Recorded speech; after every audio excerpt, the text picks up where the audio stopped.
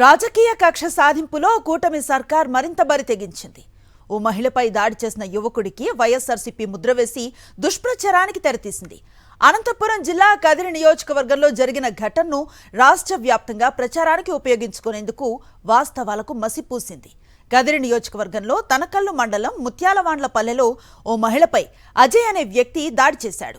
వెంటనే పచ్చ మీడియాతో పాటు టీడీపీ నాయకులు సైతం ఇది వైఎస్ఆర్సీపీ కార్యకర్త అజయ్ అరాచకం అంటూ కథలు అల్లేశారు. మంత్రి నారా లోకేష్ ఏకంగా ట్వీట్ చేస్తూ వైఎస్ఆర్సీపీ కార్యకర్త అజయ్ దాష్టికం అంటూ ప్రచారం చేసేశారు.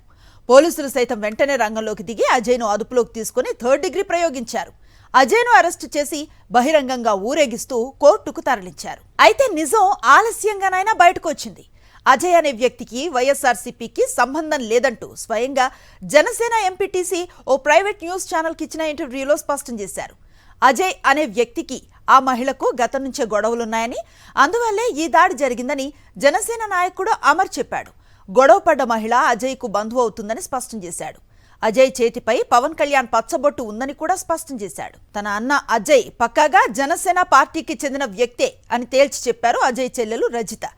ఆ రోజు తనపై దాడి చేశారు కాబట్టే ఆ పార్టీకి వచ్చాడని, ఆ కోపంలోనే మహిళను తోసేశాడన్నారు. తన అన్నకు వైఎస్ఆర్ కాంగ్రెస్ పార్టీకి ఎలాంటి సంబంధం లేదన్నారు. తన అన్న మొదటి నుంచి పవన్ కళ్యాణ్ అభిమాని అని, జనసేన పార్టీలోనే కొనసాగుతున్నానన్నారు. ఎంపీటీసీ అమర్తో తన అన్నకు 10 ఏళ్ల పరిచయం ఉందని, చాలా ఏళ్లుగా వారిద్దరూ జనసేన పార్టీలోనే ఉన్నారని తెలిపారు రజిత. వైఎస్ఆర్ పార్టీ కానే కాదు, వాళ్ళంతా ఏదో మనసులో పెట్టుకొని ఉద్దేశపూర్వకంగా చేశారు. అవన్నీ పాత కక్షలన్నీ పెట్టుకొని అసలు మా అన్న ఆమెను తన్నలేదు, కింద పడేయలేదు, అసలు కట్టితోనూ కొట్టలేదు.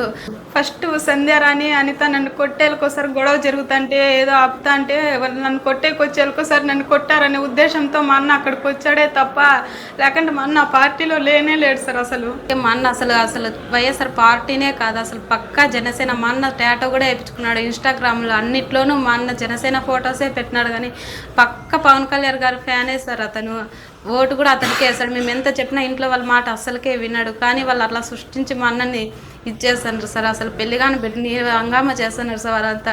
మా అన్న టాటో పిఎస్ పిక్ అని చేతి మీద కూడా వేయించుకున్నాడు సార్. లైవ్లో చూపించిన అమరన్న కూడా మా అన్నకు తెలుసు. అజయ్ అనే అన్న వాళ్ళిద్దరికీ 10 ఏళ్ళ నుంచి పరిచయం ఉంది. పక్కా జనసేన పార్టీ అని కూడా తెలుసు. ఆయన అమర్ అనే అతను ఎంపీటీసీగా పనిచేస్తున్నాడు.